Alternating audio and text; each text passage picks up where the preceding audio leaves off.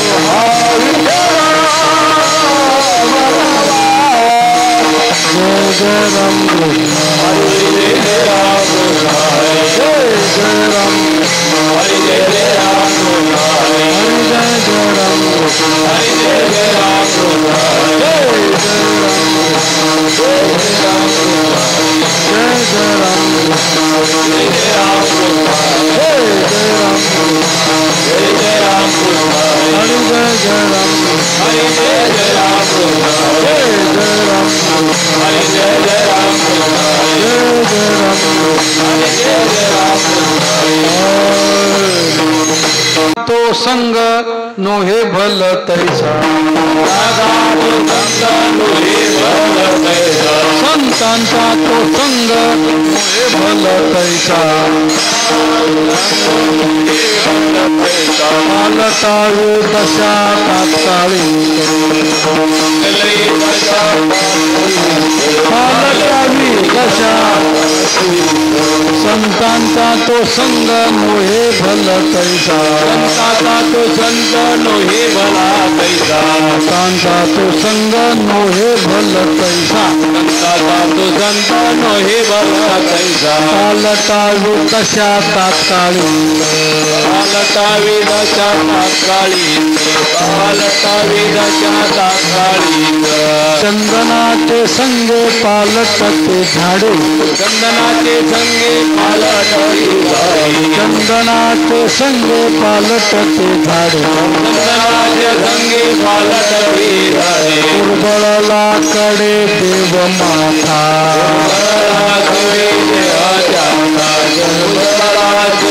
देव माथा हे कायसे भावे संगते स्वभावी हे कायसे भावे संगते स्वभावी हे कायसे भावे संगते स्वभावी आणि ते पालटावे देहालागी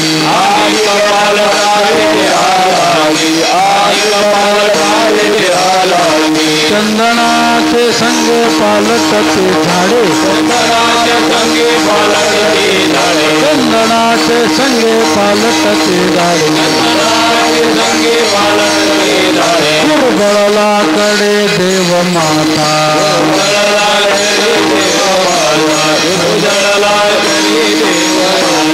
पैसा निसंगाचा संग अग्रगणी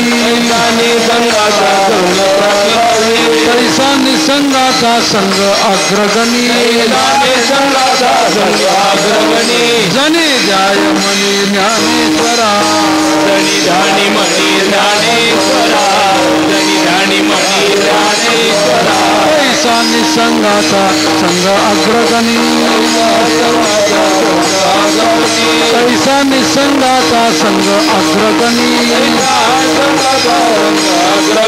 जनी ध्याय मनी ज्ञानेश्वरा ध्याय मनी ज्ञानेश्वरा जनी ध्याय मनी ज्ञानेश्वरा चंदनाचे संगे पालट झाडे चंदनाचे संगे पालटती झाडे कडे देव माता माता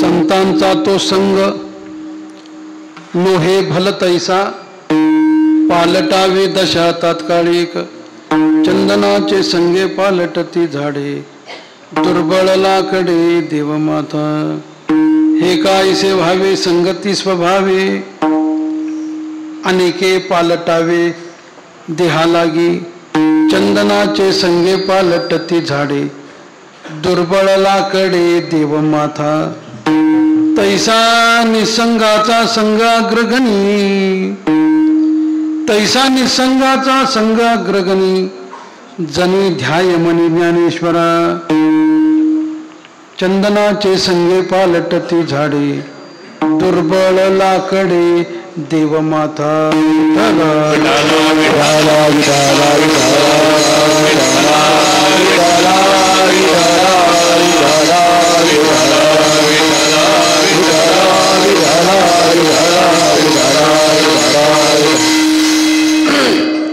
संतांचा तो संग नोहे भल तैसा पालटावी दशा तात्कालिक चंदनाच्या संगे पालटती झाडे दुर्बळ लाकडे देवमाता आता केशीराजा हेची विनवणी मस्तक चरणी ठेवी तसे धन्य धन्य नाम देवा एका जनार्दनी चरणी ठेवा नमो ज्ञानेश्वरा नमो ज्ञानेश्वरा निवृत्ती उदारा सोपान देवा मुक्ताबाई नमो त्रिभुवन पावनी आद्यत्रे जननी देवांची सेवेसाठी घेतलेला अभंग संत श्रेष्ठ जगद्वंदनीय भगवंत भक्त शिरोमणी असणारे, पंढरीरायाचे लढेवाळ भक्त असणारे, ज्ञानोबारायांचे सखे असणारे महान भगवत भक्त नामदेवराय यांच्याच घरामध्ये राहणाऱ्या, स्वतःला नामदेवांच्या दासी मानणाऱ्या महान भगवत भक्त जनाबाई महाराज यांचा अभंग असून, या अभंगामध्ये संतांच्या संगतीचं महात्म्य जनाबाई तुम्हा आम्हाला सांगतात. संतांचा तो संग नोहे भल तैसा, पालटावी दशा तात्कालिक. जनाबाई सांगतात, अरे संतांचा संग सामान्य समजू नका. नोहे भल तैसा, भल तैसा म्हणजे कसा तरी येडा गबाळा असा संतांचा संग नाही. मग काय त्याचा अधिकार आहे? पालटावी दशा तात्कालिक, क्षणामध्ये आपल्या दशेमध्ये, दशा म्हणजे गोंगड्याच्या नाही, दशा म्हणजे आपली अवस्था, आपल्या अवस्थेमध्ये एका क्षणामध्ये पालट होऊन जसा संतांचा अधिकार आहे तसाच अधिकार संतांच्या संगतीमध्ये राहणाऱ्या सर्वसामान्य जीवाचा बनतो. पालटावी दशा तात्कालिक कशाप्रमाणे? तर दृष्टांत दिला जनाबाईंनी. चंदनाचे संगे पालटती झाडे, दुर्बळ लाकडे देव माथा. त्या मोबाईलमध्ये माया झाली आणि त्या मायेमुळे सगळा अर्थ बदलतो ना. ही माया कुठंच जमून देत नाही भाऊ आपल्याला. दुर्बळ लाकडे देव माथा असा पाठ आहे हस्तलिखित. आता ही प्रिंटिंग दोष आहे का जाणून बुजून केले देव जाणे, पण तिथं अर्थ मात्र विचित्र होऊन जातो. दुर्बळ लाकडे देव माया म्हणजे काय लावायचं? अर्थच लावता येत नाही, काहीच कळत नाही. पण जनाबाईंनी सांगितल्याप्रमाणे दुर्बळ लाकडे देव माथा, देवाच्या डोक्यावर चंदनाच्या संगतीमुळं सामान्य असलेली लाकडं बसू शकतात. त्यांना तेवढा अधिकार केवळ चंदनाच्या संगतीमुळे प्राप्त होतो. तसं तुम्हा आम्हाला कोणताही अधिकार नसताना,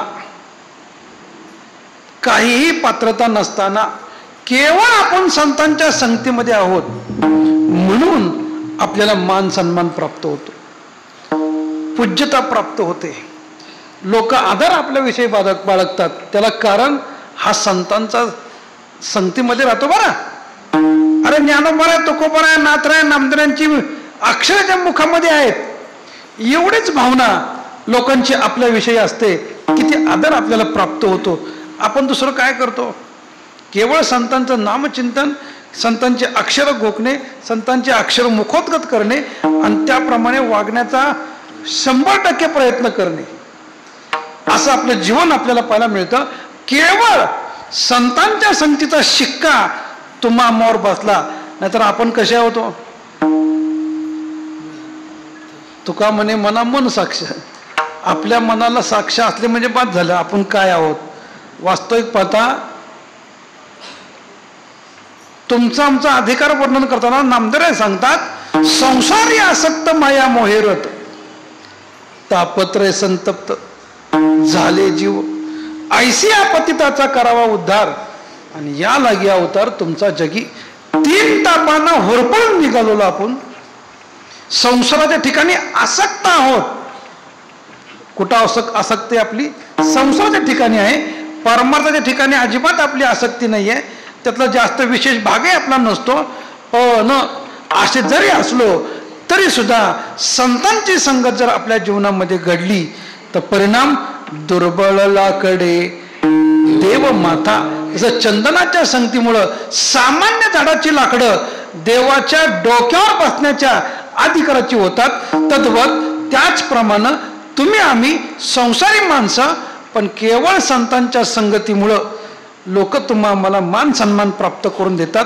नवे नवे संतच आपल्याला म्हणतात, एवढा आपल्याला लोकांकडनं मान सन्मान मिळतो. कशामुळं? संतांच्या संगतीमुळं. त्याच्याकरता दृष्टांत दिला, चंदनाचे संगे पालटती झाडे, दुर्बळ लाकडे देव माता. काही लोकांना शंका आली आणि शंका आल्याबरोबर लोकांनी विचारलं, हो जनाबाई, हे कसं शक्य आहे? हे कसं शक्य आहे? म्हणजे जनाबाई सांगतात हे काय ऐसे व्हावे, लोक म्हणतात. जनाबाई म्हणतात संगती स्वभावे. कशाचा स्वभाव आहे? संगतीचा स्वभाव आहे. संगतीचा काय स्वभाव? ज्याला जी जीवनात संगत मिळते तसं आपलं जीवन बनत जातं. पतन उद्धार संघाचा महिमा त्याच्यावे आदमा संत सेवी. तुकोबरा देखील हे सांगतात, आपल्या जीवनात ज्याची संगत आपल्याला प्राप्त होते त्याच्यासारखाच आपलं जीवन बनत जातं. म्हणून हे काय व्हावे? संगती स्वभावे. हा संगतीचा स्वभाव आहे. किंवा आपल्या मराठीमध्ये एक म्हण आहे बघा, ढवळ्या शेजारी वान नाही, पण म्हणतो का नाही आपण? सहज म्हणतो ना. ह्याला कारण काय? संगतीचा परिणाम. ज्याच्या संगतीमध्ये आपण राहतो तसं आपलं जीवन बनत जातं. म्हणून हे काय व्हावे? संगती स्वभावे. अजून काय? अनिके पालटावे देहा लागी. अरे संतांच्या संगतीमध्ये तुमच्या आमच्या स्वभावामध्ये बदल होईल, यात काय विशेष? पण संतांच्या संगतीमध्ये देहात सुद्धा बदल घडल्याचा इतिहास आपल्याला पाहायला मिळतो. आणि हा इतिहास पुनरावृत्ती सुद्धा होऊ शकते, इतकं सामर्थ्य संतांच्या संगतीमध्ये आहे. आणि म्हणून हे काय व्हावे? संगती स्वभावे अनेके पालटावे देहा लागी. देहात सुद्धा स्वभावाप्रमाणे संतांच्या संगतीमुळे आपल्या देहात सुद्धा बदल घडलेला आपल्याला पाहायला मिळतात. आणि असं जनाबाईंनी ठासून सांगितल्यानंतर पुन्हा काही लोकांना शंका घेतली आणि जनाबाईंना म्हणतात, अहो आई साहेब, एवढं महात्म्य तुम्ही सांगताय खरं, पण कोणत्या संतांच्या संगतीमध्ये राहिला असताना, कुणाची संगत आमच्या जीवनामध्ये घडली असताना आम्हाला हा वरील अधिकार प्राप्त होईल? असं विचारल्याबरोबर जनाबाई सांगतात, अगदी ज्ञानोबराकडं अंगुली निर्देश करून बोट दाखवून सांगतात. एवढंच नाही, नाव उच्चारून सांगतात, तैसा निसंगाचा संगाग्रगणी जनी ध्याय मनी ज्ञानेश्वरा. ज्ञानोबरांचं नाव जनाबाई घेतात. अरे निसंग असलेले महात्मे ज्ञानोबर आहे. अशांत संघ आपल्या जीवनात अग्रगण्य पाहिजेत. अशांच्याच संगतीमध्ये आपण राहण्याची तळमळ केली पाहिजेत, धडपड केली पाहिजेत. आणि तशांच्या संगतीमध्ये राहणंच आपल्या जीवनाचं सार्थक आहे. तुका म्हणे जिने कशामध्ये आहे? बंगला बांधण्यामध्ये. अरे भले संत संगष्टने, संतांच्या संगष्टनामध्ये राहणं हे आपल्या जीवनाची इति कर्तव्यता आहे, आपल्या जीवनाची धन्यता आहे. आणि म्हणून ज्ञानोबरासारखा महात्मा आणि त्याच्या संगतीत जर आपण राहिलो तर परिणाम चंदनाच्या संगे पालटती झाडे, दुर्बळ लाकडे देव माथा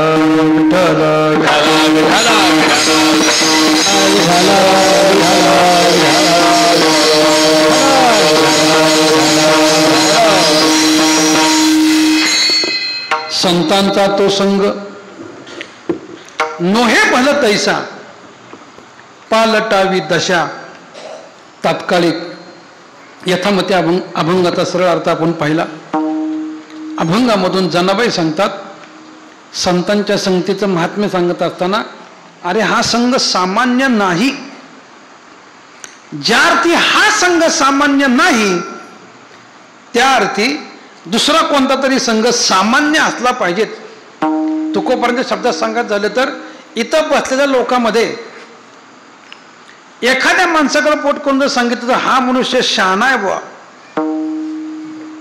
हा शहाणा आहे, म्हणजे बाकीचे हे सांगण्याची गरज शिल्लक राहते का? नाही शिल्लक राहत. एका म्हणता भले दुजिया किंवा अनिका सहजची निंदिले. अरे एकाला चांगलं म्हटलं तर दुसऱ्याला नाव ठेवलं हे सांगण्याची गरज शिल्लक राहत नाही. आणि म्हणून हा संघ संतांचा सामान्य नाही. नोहे बोलत ऐसा. मग कोणता संघ सामान्य आहे? आता थोडक्यात जर विचार केला तर दोन प्रमाण आपल्याला पाहायला मिळतात. अनेक प्रमाण आहेत त्याचे. प्रामुख्याने जर बघितलं, नाथ महाराज आपल्या हरिपाठामध्ये सांगतात की ज्याच्या संगतीमुळं आपल्या जीवनाची अधोगती होते, ज्याच्या संगतीमुळं आपलं जीवन व्यर्थ ठरू शकतं, असा जर आपण विचार केला तर नाथ महाराज सांगतात कणाचे संगती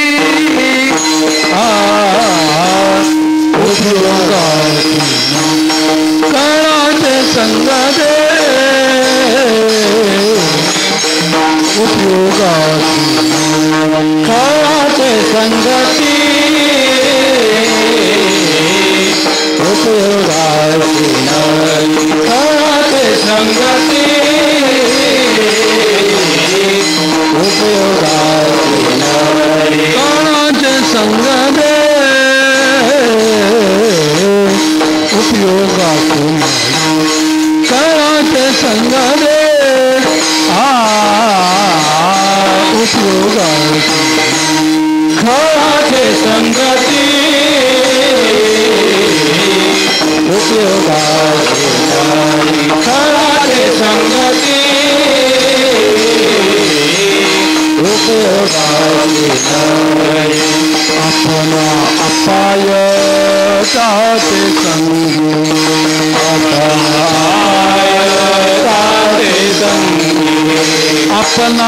अपाय जाते संगी अपना अपाय जाते संगी हरिमुखी गाता हर हरिमुखी गाता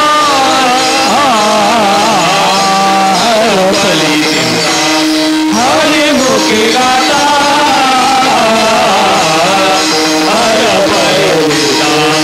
हरिमुखी गाता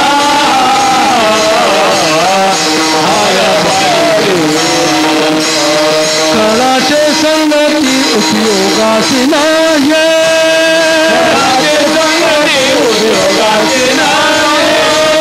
कळाचे संगती उपयोगाची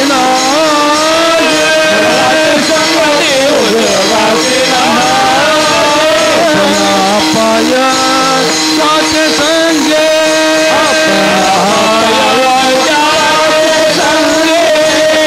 अपना पाय साचे संगे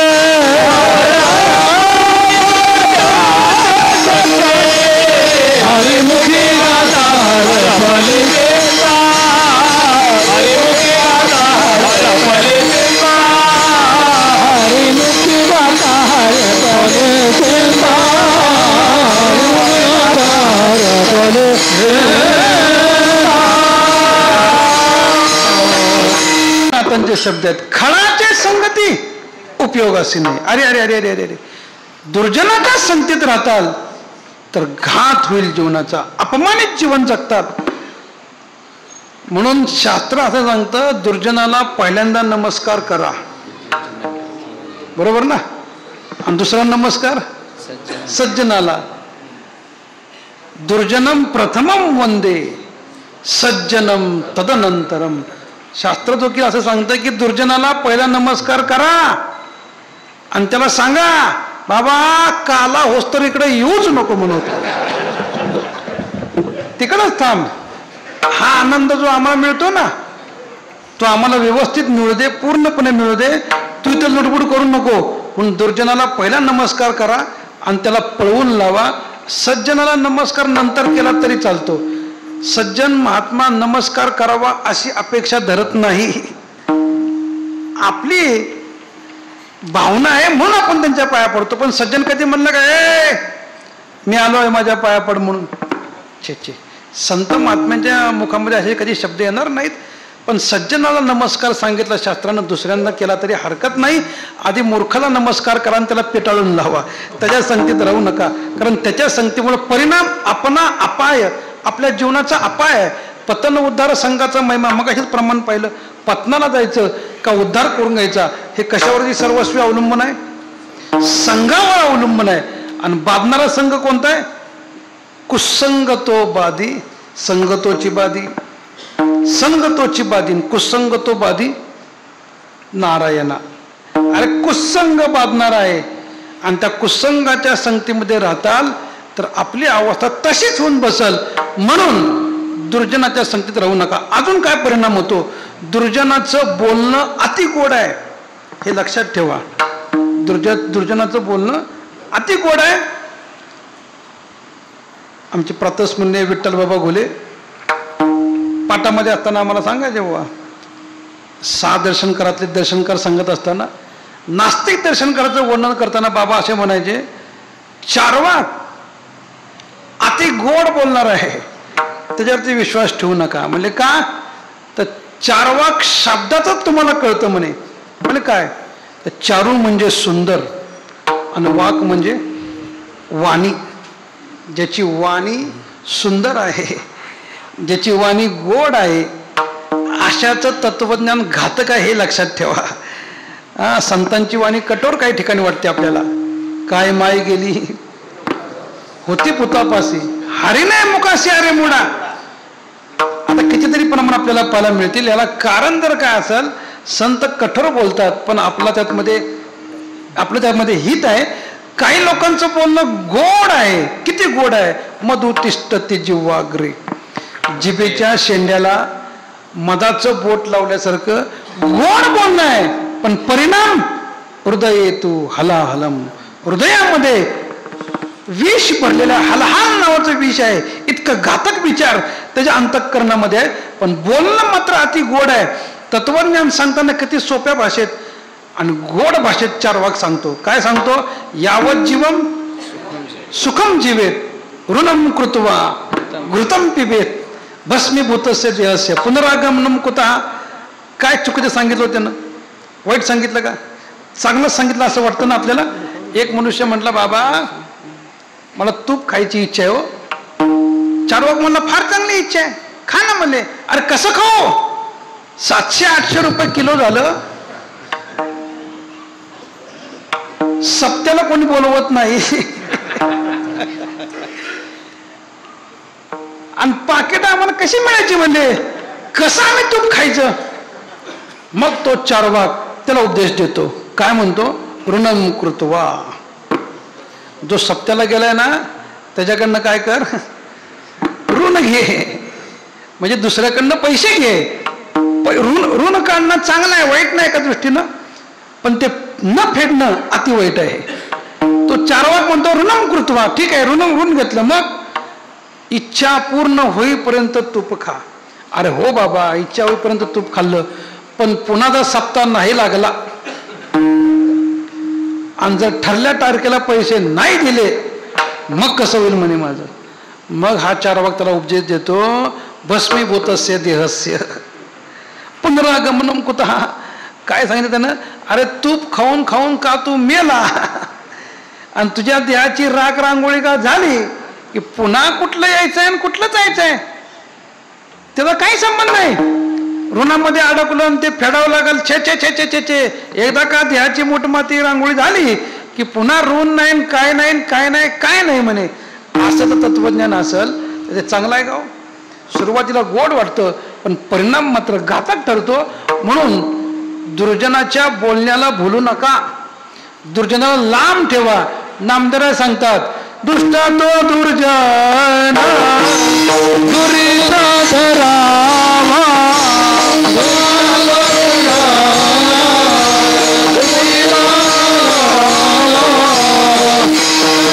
दुर्जन दुरीता धरावा,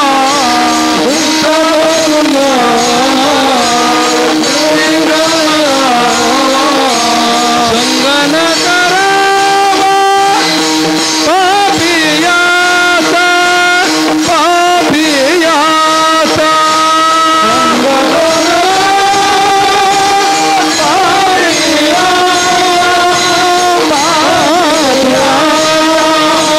संगन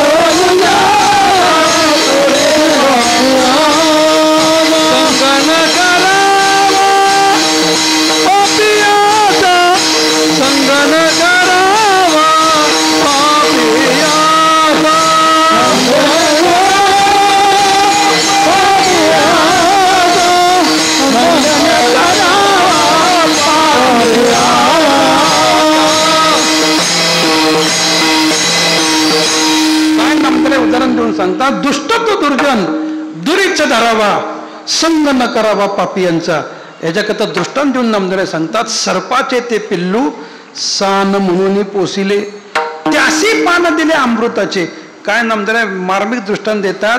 अरे सापाचं पिल्लू आहे. आता मला सांगा कीर्तन संपल्यानंतर घरी जाताना जर एखादं सापाचं पिल्लू सापडलंच तर त्याला उचला खिशामध्ये घाला आपल्या घरी घेऊन जा. लहान आहे म्हणून त्याला दूध पाजा. आता साप दूध पितो का न पितो हा स्वतंत्र विषय, पण धरून त्याला दूध पितो. दूध जरी त्याला पाजलं तरी सुद्धा तो आपली जात दाखवल्याशिवाय राहत नाही. पयप्पानम भुजंगानाम केवलम विषवर्धनम. विष वकल्याशिवाय राहणार नाही.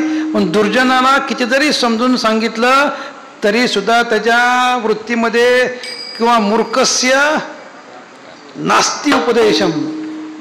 मूर्खाला उपदेश आहे का हो? छे छे, त्याला कोणताच उपदेश करू शकत नाही. उलट त्याच्यामुळं आपण मूर्ख व्हायची शक्यता जास्त असते. नालायक माणसाला मूर्खाला सांगू नये, शहाण्याला सांगावं नाही का. शहाणा ऐकतो तरी किंवा शहाण्यापुरे एकच वचन. शहाण्याच्या संगतीत जा, शहाण्याच्या संगतीमध्ये राहा. मूर्खाच्या संगतीत राहू नका, पळून लावा. त्यांच्यापासून लांब राहा. नव्या नव्या त्याच्या संगतीत जाऊच नका. कारण जर गेला जाताल तर परिणाम जीवनामध्ये अपाय निर्माण होईल, अपमान निर्माण होईल. एका सुभाषितकारांना दृष्टांत देऊन सांगितलं पावके लोह संसर्गेनं. पावक नाम अग्नी, लोह नाम लोखंड. आता तुम्ही शेतकरी वर्ग भरपूर आहे इथं. आपल्या शेतामध्ये आपण जे अवजारं वापरतो ती कशाची असतात हो? लोखंडाची असतात ना. आणि ते अवजारं तयार करण्याकरता खुरप विळ कोयता काय जे काय असेल ते तयार करण्याकरता आपण कुठे जातो? लोहाराकडे जातो, बरोबर. लोहाराला आपण काय देतो? लोखंडाचा गोळा देतो आपण. लोखंडाचा गोळा लोहाराकडे देत असताना कसा असतो? त्याचा रंग कसा असतो? काळा कुळकुळीत रंग असतो ना का लोखंडाचा, काळा रंग असतो. आणि ते लोखंड तो लोहार कुठे टाकतो? अग्नीत टाकतो, बरोबर. आणि ते भाता मारल्यानंतर ते अग्नी अजून प्रज्वलित होतो. आणि त्या लोखंडाला कोणाची संगत घडते? अग्नीची घडते, बरोबर. आणि अग्नीला कोणाची घडते? लोखंडाची. दोघांना एकमेकाची संगत घडते. मला सांगा अग्नीच्या संगतीचा परिणाम काय झाला? लोखंडाचा काळेपणा जाऊन लालपणा आला. संगतीचा परिणाम पावर अग्नीच्या संगतीमुळं लोखंडाचा काळेपणा जाऊन लालपणा आला, कडकपणा जाऊन मऊपणा आला. कुणामुळं? अग्नीच्या संगतीमुळे लोखंडाला. याच्या उलट बघा, अग्नीला संगत कुणाची घडली? लोखंडाची घडली. आणि लोखंडाची संगत घडत असताना अग्नी त्या लोखंडामध्ये प्रवेश करतो ना. लाल गोळा होणं म्हणजे काय होतो? अग्नी त्या लोखंडामध्ये प्रवेश करतो. आता मला सांगा आकार कोणाला द्यायचा आहे? लोखंडाला द्यायचा आहे. तो लाल तापलेला गोळा लोहार कुठे ठेवतो? आणि त्याला कशाने मारतो? घनाने मारतो ना. आणि घनाने मारत असताना मला सांगा आकार जर लोखंडाला द्यायचा आहे तर मार कोणी खायला पाहिजे? लोखंडानेच खायला पाहिजे ना. पण लोखंडाची संगत केल्यामुळं काही कारण नसताना विनाकारण अग्नीला ज्याप्रमाणे फटके खावे लागतात त्याप्रमाणे मानहानी पदे पदे पावली दुर्जनाच्या संगतीमध्ये आपल्याला अपमानित जीवन जगावं लागतं. म्हणून त्याच्या संगतीपासून लांब राहा. त्याच्या संगतीत जाताल तर आपल्याला अपाय भोगावं लागेल. अपाय आपल्या जीवनामध्ये निर्माण होतील. म्हणून दुर्जनाच्या संगतीत राहू नका. मग कुणाच्या संगतीत राहावा? तर कुणाच्या संगतीत राहायचा प्रसंग निर्माण झाला तर संतांच्या संगतीमध्ये राहावा, सज्जनाच्या संगतीमध्ये राहा. काय सज्जनाच्या संगतीमध्ये आहे, काय नाही तेवढं सांगा. राजा भर्तृहरी आपल्या नीतिशतकामध्ये संतांच्या संगतीचं महात्म्य सांगत असताना, संतांच्या संगतीचे फायदे सांगत असताना फार गोड बोलतात. जाड्यम देयो हरति सिंचती वाची सत्यम मानोन्नति द्विषति पापमपा करोति चेत प्रसाद यति दिक्षु तनोति कीर्तिम सत्संगती कथय किम न करोती पुंसाम. भर्तृहरींनी आम्हाला प्रश्न केले, अरे किम न करोती. संतांच्या संगतीमध्ये किती फायदे आहेत. पहिला फायदा जाड्यम हरती. जाड्य नाम अज्ञान, अज्ञानाची निवृत्ती, ज्ञानाची प्राप्ती. कुठं होते हो? का घरी बसून होते? आपल्या संतांच्या संगतीमध्ये ज्ञान प्राप्त होतं. ज्ञान सहज नाही आहे. जया ज्ञाना लागी गगन गिळता ती योगी, स्वर्गाची अडवंगी उमरडवणी. मग पुढच्या वया पाहण्यादरती रिद्धीची चाड वगैरे पुढ्या वया पोळ्या ज्ञानोपराय सांगतात की अरे ज्ञान सहज प्राप्त नाही. आणि त्याच्यात कलियुगात तर ज्ञान प्राप्त होणं अत्यंत कठीण आहे. का कठीण आहे? तर त्याच्याकरता कारण असं आहे, कलियुगामध्ये तुमच्या आमच्याकडं आयुष्य फार कमी आहे. शतवर्षाची गणना. नाथ महाराज सांगतात तुमचं आमचं आयुष्य कलियुगामध्ये किती आहे? अल्प आयुष्य मानवी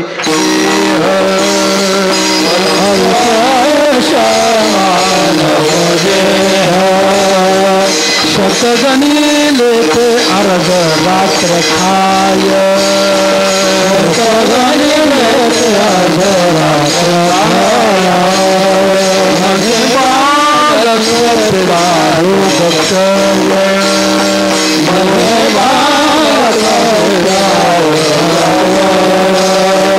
काय भजनासी उरले ते पायेगा. काय भजनासी उरले ते पायेगा.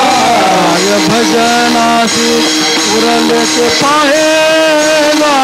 काय भजनासी उरले ते पायेगा. राम राम स्मरा, राम राम स्मरा.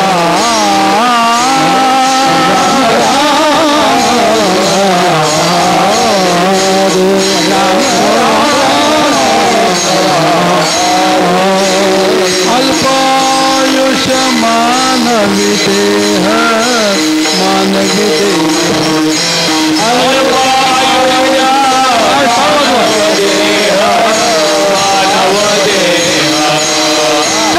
गणेले ते अर्ध रात्र खाय.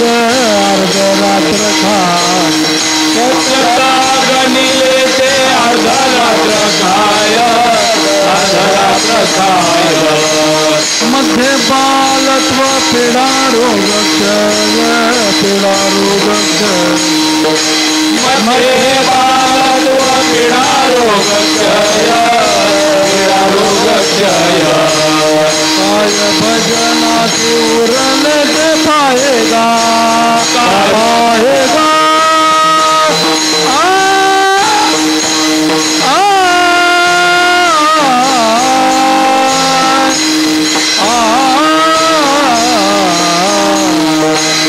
राम राम स्मरा आदि स्मरादि. राम राम स्मरा आदि स्मरादि. काय भजनासी उरले ते पायेगा. पायेगा.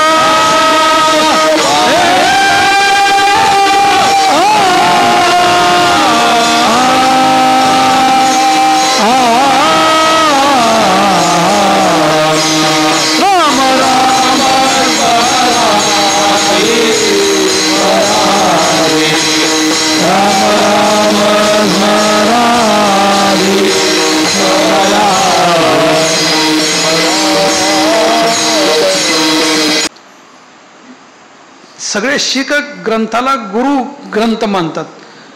मी विचारलं गुरु ग्रंथ का मानतात बाबा? ग्रंथालाच गुरु का मानतात? माणसं नाही का तुमच्यात कोणी अशी? तर ते म्हणले आहेत. आमच्यामध्ये आत्तापर्यंत चांगली माणसं होती, नाही असं नाही, पण गोविंद सिंगापर्यंत माणसाचा गुरु झाला. गुरु गोविंद सिंगानंतर ग्रंथ गुरु मानायला लागले.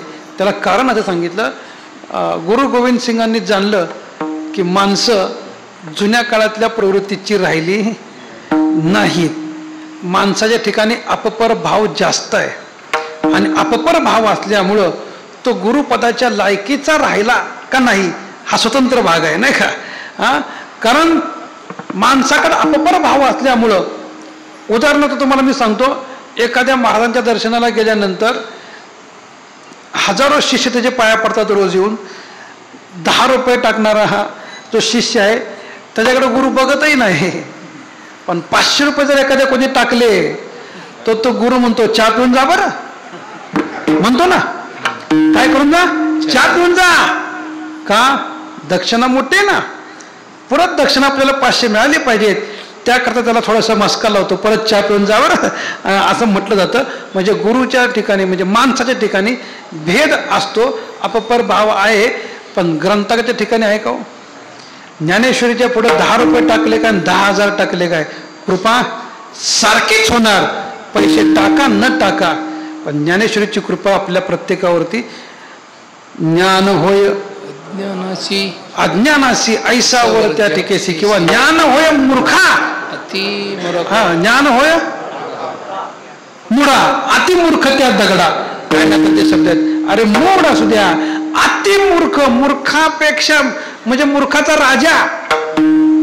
अतिमूर्ख म्हणजे मूर्खाचा राजा दगड जरी असला तरी सुद्धा त्या ज्ञानेश्वरीच्या ठिकाणी गेला तर ज्ञानोबा म्हणजे ज्ञानेश्वरी तीच कृपा त्याच्यावरती करते, यामध्ये काही संदेह नाही. अशा ज्ञानेश्वरीच्या संगतीत जर राहताल, चंदनाच्या संगे पालटती झाडे, दुर्बल लाकडे देवमाता, कीर्तन सेवा टपली. पण ज्या निमित्ताने हा महोत्सव या ठिकाणी चालू आहे, ज्या ठिकाणी प्रत्यक्ष ज्ञानोबारायांनी इथं बसून एका मृत आदमीला जिवंत करून जगाला ज्ञान पुरवल अशा ज्ञानेश्वरी ग्रंथाची निर्मिती केली, अशी ही अतिपवित्र जागा की ज्या जागेमुळं, ज्या ज्ञानेश्वरीमुळं सगळ्या जगाचा उद्धार होतोय. अशा या पुण्यभूमीमध्ये आम्ही सगळे एकत्र जमलो. मोठा नामोत्सव या ठिकाणी चालू आहे. आणि याला कारण 2 कारण आहेत. पहिलं कारण आहे भगवान श्रीकृष्णाचा जन्म 15 तारखेला ना 15 तारखेला श्रावण वद्य अष्टमीला द्वापार युगामध्ये मथुरेमध्ये झाला. आणि त्यानंतर कलियुगामध्ये श्रावण वद्य अष्टमीला महावैष्णव ज्ञानोबारांचा जन्म श्रावण वद्य अष्टमीलाच कलियुगामध्ये झाला. आणि तो ज्ञानोबारांचा जन्म होऊन या वर्षी म्हणजे आता 2-3 दिवसानंतर 750 वर्ष पूर्ण होत आहेत. त्यापेक्षा मोठी पर्वणी आपल्या जीवनामध्ये आपल्याला प्राप्त झाली. काय आपण भाग्यवान आहोत. याच वर्षामध्ये जगद्गुरु तुकोबांना 375 वर्ष पूर्ण झाली. याच वर्षामध्ये नामदेवरायांना 675 वर्ष समाधी घेऊन पूर्ण झाली. आणि याच वर्षामध्ये माऊलींना 750 वर्ष जन्म घेऊन पूर्ण होत आहेत. 1 वर्ष आधी नाथांना झाली पूर्ण, नाही का, 400 वर्ष. म्हणजे आपण सर्व भाग्यवान आहोत की आपण त्यांच्या नंतर जन्माला आलो आणि ते पर्वकाळ आपल्याला एकाच वेळेस पाहायला मिळाले. असंच भाग्य ज्ञानोबारांच्या कृपेनं तुम्हा आम्हाला पुन्हा प्राप्त व्हावी. आणि आपली अपेक्षा बी अशीच असावी. पुढती आस सेवावी. झालेली सेवा ज्ञानोबारादी संतांच्या चरणी समर्पण करून सेवेला पुन्हा ज्ञानेश्वर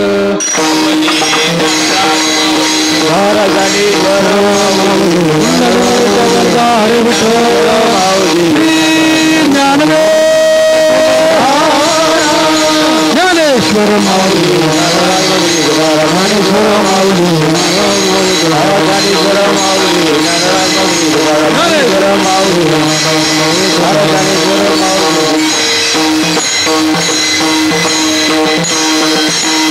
पैसा निसंगाचा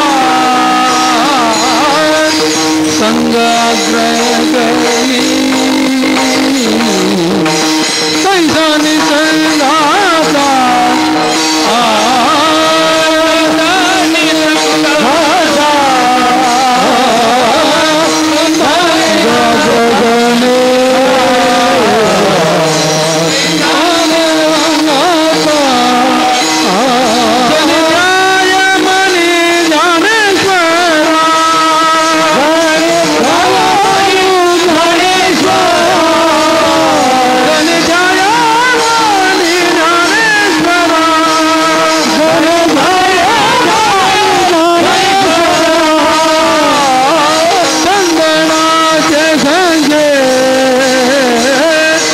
पालटती झाडे चंदनाचे संगे